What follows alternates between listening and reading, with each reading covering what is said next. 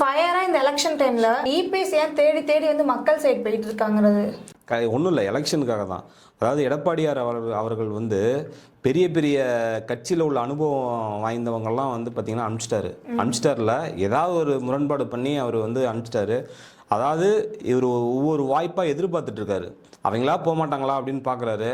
ஏதாவது ஒரு சின்னதாக ஒரு ஸ்பார்க் வந்ததுன்னா உடனே இதுதான் டைமுன்னு சொல்லிட்டு அவர் ஒரு கதையை வச்சு அனுப்பிச்சிடுவார். ஆனால் இவர் எப்படி உள்ளே வந்தார் அப்படின்னு சொல்லி இவர் அதை பேசவே மாட்டேங்கிறாரு. அதாவது அனைத்து இந்திய அண்ணா திராவிட முன்னேற்ற கழகத்தோட கொள்கைக்கு எதிராக எந்த ஒரு செயலும் செய்யக்கூடாது அப்படின்னு எதிர்பார்க்குற எடப்பாடி பழனிசாமி அவர்கள், சசிகலா அவர்கள் இவரை வந்து விட்டுட்டு போனாங்க முதலமைச்சராக. சரிங்களா? அதன் பிறகு சசிகலா அம்மையார் அவர்கள் திரும்பி மீண்டும் ஜெயிலுக்கு போயிட்டு வந்துட்டாங்க. வந்த பிறகு இவர் என்ன பண்ணியிருக்கணும்? சசிகலா அம்மாவுக்கு அந்த பதவியை கொடுத்துருக்கணும். அப்போலாம் காலை போய் பிடிச்சிட்டு இப்போ என்ன பண்ணியிருக்காரு?